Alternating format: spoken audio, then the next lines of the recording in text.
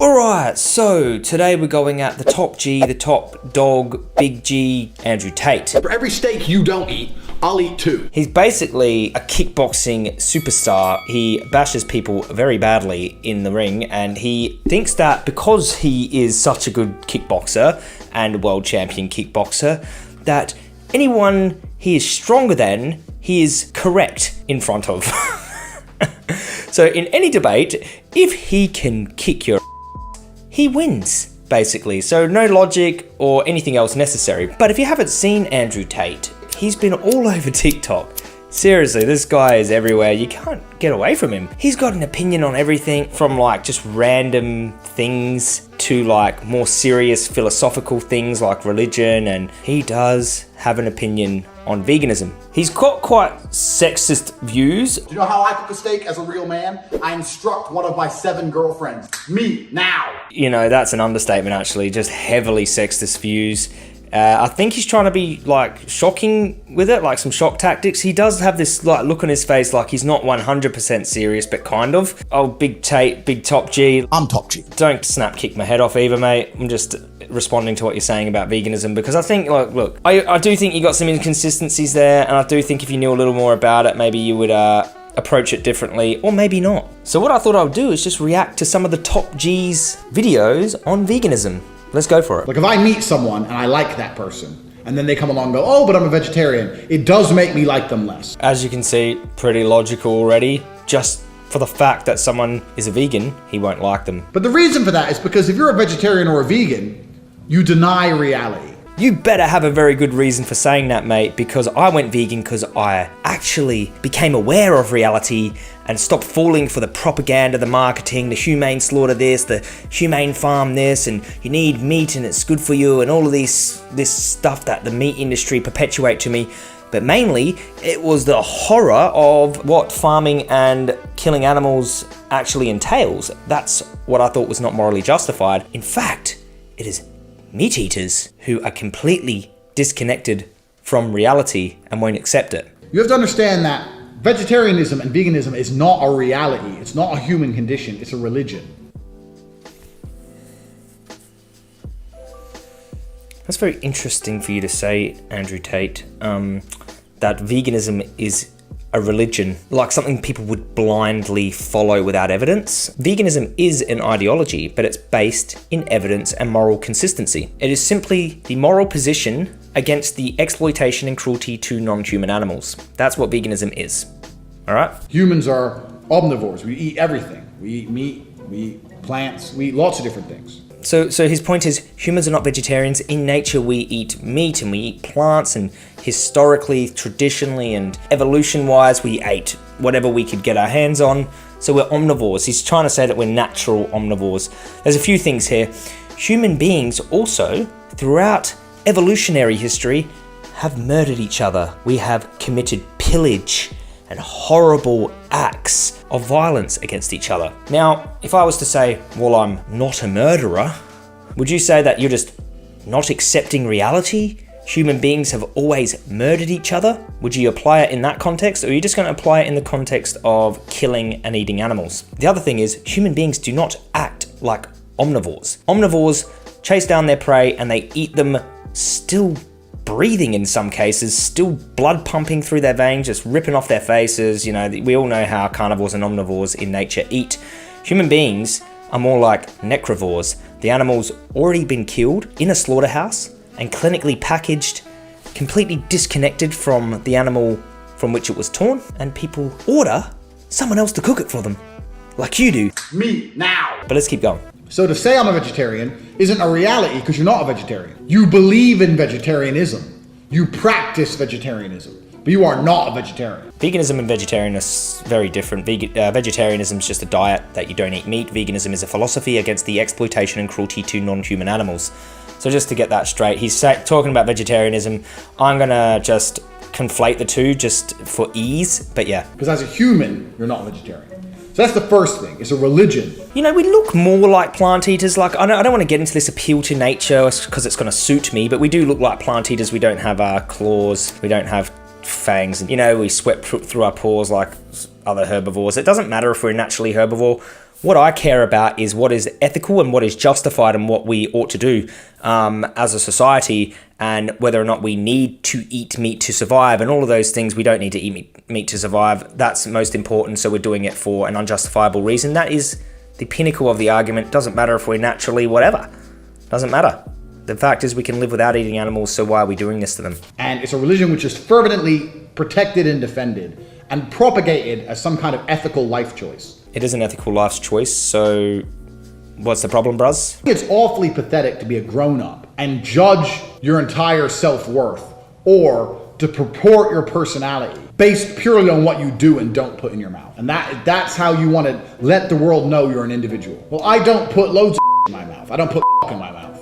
I don't put chess pieces in my mouth. Like, does that need a name? When we're talking about veganism, putting in your mouth or putting a chess piece in your mouth, they're morally neutral things, okay? Paying for the slaughtered body of an animal who didn't want to die, consuming that, contributing to the supply and demand chain of something so horrible is an immoral action, okay? So very different. Like, it doesn't matter what you do in the bedroom or what object you put in your mouth, but when you slaughter a living being to eat them, there's a problem with that. There's a problem with slaughtering a child or slaughtering a dog and eating them because of the dog and child's rights that were violated. Understand? To me, it's just inane. Like, why do you think this is so important? Oh, but the animals suffer. Shut the up. Shut up. The world is suffering. Ooh, the soft spot with the animals suffering. Come on, mate. The world is suffering. Everyone's suffering. So we should just commit the biggest mass murder and torture of animals that you could possibly imagine. We're talking like billions and trillions of animals. Because I stubbed my toe, I'm gonna go on a shooting spree. You suffer, I suffer, everybody suffers. And if you gave a about animals, which you don't anyway, because you give a about the cute ones, but you don't give a about the cockroaches. I suppose there's more to give a damn about in, say, a cow and a pig than there is in an ant or a cockroach, mainly because of the depth of experience in those sentient beings. But to suggest that vegans just don't care about insects, I mean, I don't know about that. We avoid honey, and honey is made from insects, exploited bees. My level of care for an animal would be based on how much they experience the world. And then I would juxtapose that with my desire to consume their bodies or to exploit, be cruel to them and kill them. And I would say, is my pleasure worth their suffering and killing? That's how I sort of evaluate it. When it comes to the animal products I avoid, pigs, chickens, fish, and yes, honey, I just think that that's not justified to exploit and kill them for needless reasons. When it comes to insects, feeding the population plants, insects will die in crop production, but it's really justified harm because the whole of human civilization would perish without crop production. So that's kind of how you evaluate that. But we wouldn't perish if we weren't mass murdering trillions of beings every year on top of the crops that we eat. So yeah, I can see that category as completely unjustifiable slaughter. I mean, there's so many mistakes in it. In order to be a hypocrite, you'd first have to be going against some type of moral system we have. But like, I think eating plants is completely justified. I don't walk up and just kill cockroaches, but if termites are infesting your house, then that becomes like a self-defense thing, like it's categorized differently versus just going up to an ant's nest when they're just chilling and pouring poison down it because you want to see how much they can suffer or something like this. So I think there's justified versus unjustified harm, but let's keep going. And for something to survive, something else must die. This is a constant, it's a universal truth, and it's always been true. Big Tate, come on, mate. Yes, for us to live, something has to die. That doesn't mean we should commit the biggest mass murder of animals you could possibly imagine on top of that. Bacon, fish, dairy, eggs, these all involve mass torture and killing of highly sentient beings. I think what you're about to say is that plants die so we can live, so what's the difference? But I'm just gonna let you say it. Even for a plant to live and strive and grow, it has to destroy or absorb minerals. Okay, so he's basically saying because plants suck nutrients from other plants, we should commit the biggest mass murder of animals you could ever possibly imagine for trillions of beings. Literally trillions. Literally. Or taken apart for something else to grow. This is the natural human condition. We don't care about what's natural. Horrible things happen in nature. If we were to think about the natural human condition, we're looking at some pretty horrible stuff, actually. But the way you're talking, Tate, is not making me pretty nervous, and the way that you just think of like destroying and sucking the life out of others in order for us to live. It's a pretty horrible way to see the world. You might call yourself a realist, but there is ways of coexisting with other animals and, you know, trying to cause a lesser amount of harm and what I would call justified harm so that civilization can exist and without causing all of that stuff on top of it. So why am I supposed to feel guilty for destroying an animal so that I can grow, when every single thing that's ever existed ever has destroyed something else to grow? You wouldn't feel guilty at all. You wouldn't even be saying, why should I feel guilty, if you didn't have any feeling about it.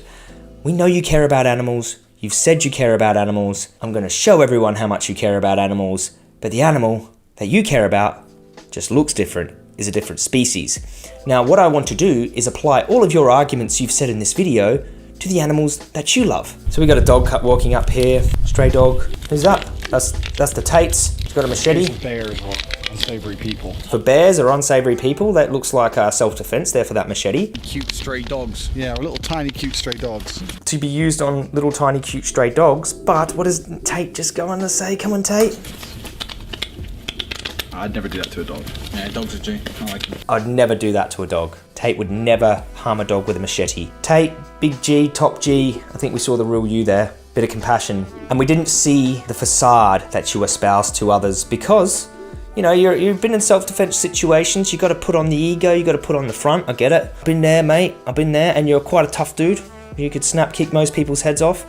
But I do think you're morally inconsistent here, because if you've seen a cow come up to you and not want to be killed, or a pig come up to you and not want to be killed, chickens are adorable, beautiful little animals, and it doesn't matter if they're cute or not. They're sentient, conscious beings just like dogs are. You wouldn't want to see a dog be put in the position that your lifestyle puts cows, pigs, and chickens in. So why would you think it's okay to do it to these other animals? Something for you to sort of analyze, mate, because you've been conditioned by culture. You're always talking about, you know, programming, and you get a bit conspiratorial sometimes, I've seen. But, you know, this here is your cultural conditioning. Dogs are protectors and cows are to be eaten. Well, these are human-created, selectively bred species to grow flesh off of their bodies of sentient conscious beings. They have to be killed for this. They have to be mass bred for this, tortured for this, mutilated en masse, right? So you have a massive inconsistency there. Let's keep going with old Tate. What's he got here? What kind of man eats salad? What kind of man eats salad? Someone who doesn't want to develop bowel cancer from lack of fiber, probably. Salad. In fact, I have an anti-vegetarian policy in my life. Anything that's ordered to my penthouse must include meat. He's literally eating Pringles. Hey, guess what, Andrew Tate? Didn't you know Pringles are literally vegetarian? You're eating vegetarian food. So just contradict yourself there. But you know, we're not here to nitpick old Big Tate, Big G. We don't want to go down from one of his snap kicks for nitpicking. We want to have a philosophical discussion with him. He's actually a host on the Alex Jones show. He goes on to talk about his strongest argument against vegans. Let's go. I'm a professional fighter, and every professional fighter I've ever met eats meat. Meat is power. Vegetarians can't punch. I said it right here on my Twitter. I called out every vegetarian in the world. I said there's not a vegetarian alive I would not fight. So there you go. Tate has said it. The top G has said it. If you can't punch, then your philosophy against the exploitation and cruelty to animals is completely null and void. It does not matter. Also, another good argument for eating meat is every kickboxer that Andrew Tate knows eats meat. Well, guess what, Andrew Tate? Nearly everyone on the earth eats meat. The probability of that is quite high. You said there's not a vegetarian on earth you wouldn't fight? Well, you know what? There's probably not a meat eater on earth you wouldn't fight either in the kickboxing ring, because that's you are the world champion. You are the best kickboxer on earth. So that doesn't mean much either. Like, just get this straight. So if I learn to box quite well and I can bash, say, most of the meat eaters in my vicinity, does that mean that everyone in my vicinity should go vegan because I can bash them? Is this how you dictate your moral system? By who can bash who? Who's got the hardest punch? That's what we ought to do morally? Come on, mate. Come on. Tate. Let's go, Tate, the big dog, back on cats and dogs. Anyone who tries to pretend cats are as good as dogs is a moron, by default. Dogs are useful. Dogs can do things. You can have a police dog, an attack dog, a guide dog, a guard dog. Dogs rescue bodies from rubble after earthquakes. Dogs genuinely save and improve lives. Cats do nothing but wait for you to feed them. So it's kind of like he likes dogs, but for what they can do for people. I guess Tate measures the worth of life for what they can do or can't do for him. Not a very good way to see the world. Cats are useless. And it's amazing to me that people even try and put them in the same category. Cats and dogs shouldn't be put in the same category. Dogs are better than people. Dogs are the #1 category. Dogs are above even humans. Then come humans, then come nearly every other animal, then a cat. God, he's going off. He put dogs over humans. Dogs over human beings, right? But you put cows? Where do you put cows? Below cats? Do you eat cats? I would happily eat a cat, and I would never eat a dog. I would happily eat a cat, would never eat a dog. Well, you know, pigs are more intelligent than dogs, and all of these things that you're espousing about dogs, you could apply to pigs, and there's plenty of science on pig intelligence and empathy and sentience, consciousness. So I guess if any of the animals that you eat come close to dogs, then I guess you would have to stop eating them too. But he would eat a cat. I mean, would you kill a cat to eat the cat? Like just a cat that did nothing wrong to you? I mean, there's inconsistencies all over the place. Now, in your first video, you said that there's so many points of hypocrisy to do with veganism. Well, there's a lot of points of hypocrisy with what you're saying too, Big Tate. Let's keep going. We got a little bit more on Tate. I actually think that's disgusting. You don't steal a man's dog. You should left in jail. You don't steal somebody's You don't steal someone's dog. That's disgusting, man. It's disgusting. He hates it. Look, imagine if I stole your dog. You steal my dog, someone's gonna die. You steal my dog, someone's gonna die. Like, this is how much he would defend his dog. He would put a hit out on you, or he would, and I wouldn't put it past him either. He probably got the money and power to do stuff like that, this guy. He's not a powerful person. He is a powerful person, he's got a lot of money, but I wouldn't touch Tate's dog if you were thinking about it, but he would literally kill someone for touching his dog. But the animals that he eats, not a care about? I wonder if Tate, right? Tate, let me say this. I don't think Tate's all bad, all right? He's not all bad. You've seen him with that stray dog. Listen to this. I have my dogs. I have 5 dogs, and I actually give a lot of money. Romania has a lot of stray dogs, and I rescue stray dogs. I've rescued maybe 100 dogs so far. So I take them off the street, I give them the injections they need, I microchip them, I feed them until they find a home. These dogs have pure hearts. Even if a dog attacks you, it's with a pure heart. I've had dogs bite me, right? But even if it bites me, it's with a pure heart. He's got a dog charity where he rescues dogs, looks after them, microchips and rehomes them. Like, for him to do that, he obviously does care about dogs. He cares about the individuals inside of those little the dog suit that they wear, but like just because another individual animal is wearing a pig suit, why should we justify the difference of treatment? You know, look, mate, I think you've got a heart there. I just think you're massively morally inconsistent. You have to look at these other animals in a similar way that you look at dogs. Not every dog can provide something for you. What if the stray dog was disabled or, you know, had 2 legs missing and needed help? Like, you wouldn't say, well, you know what, you can't provide anything for me, so you don't have any value. Maybe we should just chuck you on the barbecue. And I'm sure you'd be horrified at Yulin Dog Meat Festival, where they round dogs up and boil them alive and cut their, you know, heads off and feed their body parts to the attendees at Yulin. You'd be horrified at that, but look, these other animals that you're eating, there's no difference to them. So this is my challenge to Big Tate, the top G. Let me take you into some factory farms. We'll film the whole thing. I'll take you into some factory farms in England where they got the highest standards in the world. You probably won't accept this. You're too much of a big deal to accept this. You might not even watch this. You might. But I do think you've got a heart in there. I do think, like, a lot of what you say is just for shock tactics. I do think you've got a lot of impressionable people following you. I think you're very successful. I think you're a good kickboxer. I think you're incredibly wrong on a lot of your philosophical points that you haven't thought through consistently. If you want to come into some farms with me, I can make that happen, and you can see exactly how human beings treat animals. You can look at the pain inside of a mother pig's eyes when she's in a farrowing crate, dead piglets all around her, and maybe you'll see some of your rescue dogs in the eyes of these animals. We can show you footage from inside family-run slaughterhouses where cows are begging for mercy. They don't want to die. Can show you scenes from inside of big chicken farms. I can take you into big chicken farms and you can see these little innocent beings, 3-4 weeks old, already dying on their faces, struggling to breathe.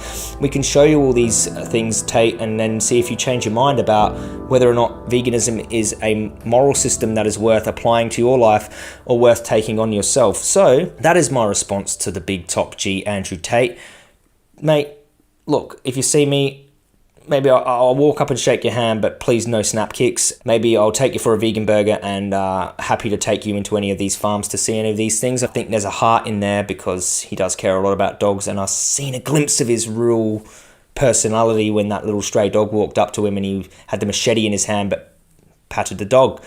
Just asking you, Tate, if that dog was a cow, would you have cut the cow's head off with a machete and eaten him?